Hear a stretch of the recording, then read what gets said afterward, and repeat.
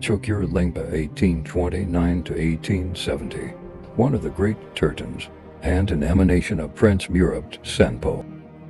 Chokgyur Lingpa was born in Sangyal on the 10th day of the 6th month of the Orthodox year.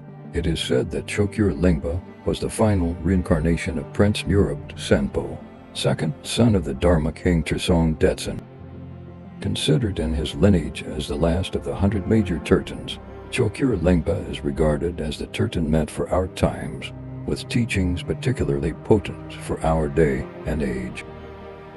One of the unique features of his revelations is that they include many short practices that are easy to apply and understand, making them well-suited to our busy times.